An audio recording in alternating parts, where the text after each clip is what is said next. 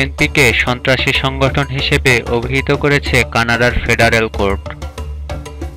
বাংলাদেশের অন্যতম প্রধান রাজনৈতিক দল বাংলাদেশ জাতীয়তাবাদী দল বিএনপিকে সন্ত্রাসী সংগঠন হিসেবে অভিহিত করেছে কানাডার ফেডারেল কোর্ট। বিএনপির সদস্য হওয়ার কারণে একজন বাংলাদেশি নাগরিকের রাজনৈতিক আশ্রয়ের আবেদন নাকচ করে দেওয়ার বিরুদ্ধে দায়ের করা জুডিশিয়াল রিভিউয়ের আবেদন নিষ্পত্তি করতে গিয়ে ইমিগ্রেশন কর্মকর্তার সিদ্ধান্তকে বহাল রেখে বিচারক এই মন্তব্য করেন।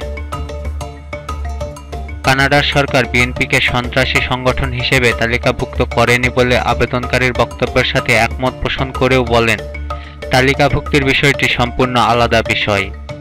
এটি কানাডার গভর্নর কাউন্সিল ঠিক করে। তার সাথে রাজনৈতিক ইস্যু জড়িত থাকে। আমি এই যুক্তি গ্রহণ করছি না।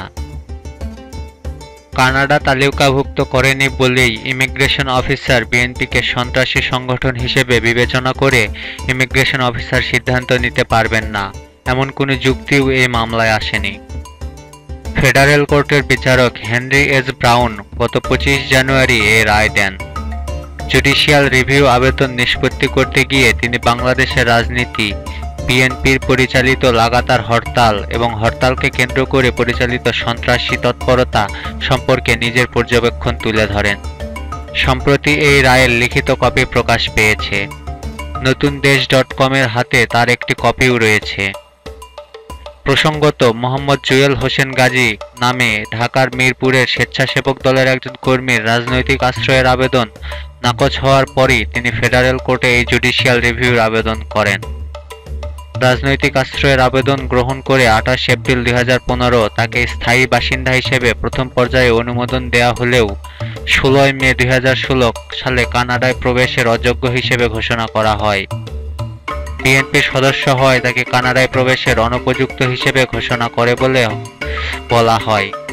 বিএনপি সন্ত্রাসী কাজে লিপ্ত ছিল, লিপ্ত আছে এবং লিপ্ত হবে, এটি বিশ্বাস করার যৌক্তিক কারণ। এই সিদ্ধান্তের পক্ষে যুক্তি দিতে গিয়ে সংশ্লিষ্ট ইমিগ্রেশন কর্মকর্তা কানাডার ক্রিমিনাল কোডের ধারা তুলে ধরে বলেন, বিএনপির ডাকা হরতাল বাংলাদেশের রাজনীতিতে উল্লেখযোগ্য ক্ষতিকর প্রভাব ফেলে। বিএনপির কর্মীদের হাতে মালামালের ক্ষয়ক্ষতি ছাড়াও মৃত্যু এবং আহত হওয়ার ঘটনা ঘটে। আমি লক্ষ্য করেছি, অতীতে কোনো কোনো ঘটনায় বিএনপির নেতৃত্ব নিজেদের সম্পৃক্ততা অস্বীকার করেছে এবং সন্ত্রাসী তৎপরতার নিন্দা করেছে। কিন্তু বিএনপির দাবি দাওয়া সরকারকে মানতে বাধ্য করতে লাগাতার হরতালের কারণে সৃষ্ট সহিংসতা প্রমাণ করে এটি নিয়মতান্ত্রিক উপায়ে শান্তিপূর্ণ প্রতিবাদের বাইরে চলে গিয়েছে।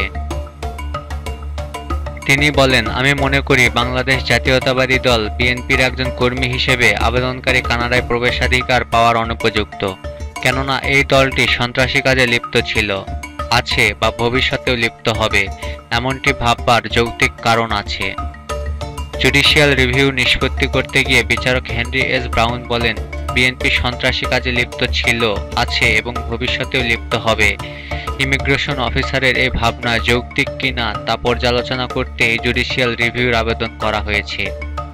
বিএনপি সন্ত্রাসী কার্য লিপ্ত ছিল, আছে বা লিপ্ত হবে তা বিশ্বাস করারও যৌক্তিক কারণ আছে। এই মর্মে ইমিগ্রেশন অফিসার যে সিদ্ধান্ত দিয়েছে তা যৌক্তিক বলে আমি মনে করি। কানাডার আইনে সন্ত্রাসী কার্যক্রমের যে সংজ্ঞা দেওয়া আছে তার আলোকে যথেষ্ট তথ্য প্রমাণের ভিত্তিতেই তিনি এই উপসংহারে পৌঁছেছেন।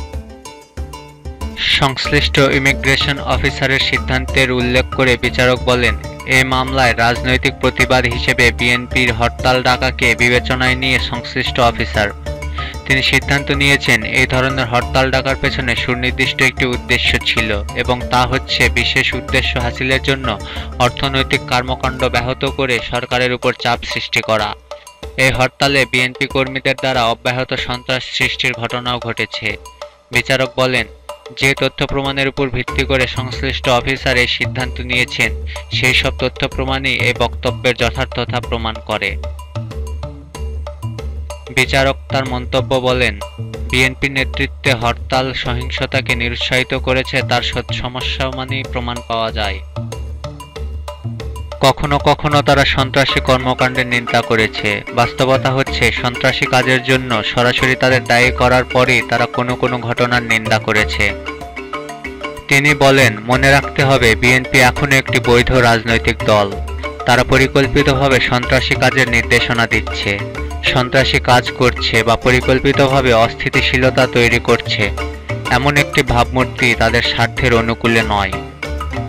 কিন্তু তাদের লাগাতার হরতাল এবং হরতালে অব্যাহত সহিংসতা আমাকে যৌক্তিকভাবে বিশ্বাস করতে বাধ্য করছে যে তারা তাদের কর্মীদের সহিংসতা থেকে নিবৃত্ত করার উদ্যোগ না নিয়ে কৌশল হিসেবে হরতালে সহিংসতার নিন্দা করেছে। হরতালে সহিংসতা এর সততার প্রমাণ দেয়। বিচারক বলেন, আবেদনকারীর বক্তব্য আমলে নিয়েই ইমিগ্রেশন কর্মকর্তাও বাংলাদেশের রাজনীতিকে একটি সহিংস বিষয় হিসেবে অভিহিত করেছেন। এই অভিমতের সাথে আমি একমত পোষণ করি। আমার তথ্য হচ্ছে বিএনপি এবং ক্ষমতাসীন আওয়ামী লীগ উভয়ই জনগণ এবং সরকারকে প্রভাবিত করার জন্য বিভিন্ন সময় বিভিন্নভাবে সহিংস কার্যক্রম পরিচালনা করেছেন। কিন্তু দুটি রাজনৈতিক দলের পারস্পরিক অসদাচরণ বিএনপিকে সন্ত্রাসী সংগঠন হিসেবে বিবেচনা থেকে দায়মুক্তি দেয় বলে আমি মনে করি না। তিনি বলেন, এই মামলায়ও বিএনপি একটি সন্ত্রাসী সংগঠন কিনা সেই প্রশ্ন বিবেচনায় এসেছে। উপস্থাপিত তথ্য প্রমাণাদি অত্যন্ত যত্নের সাথে পুঙ্খানুপুঙ্খ বিশ্লেষণের পর বিএনপি একটি সন্ত্রাসী সংগঠন এটি বিশ্বাস করার যৌক্তিক ভিত্তি আছে বলে আমি মনে করি।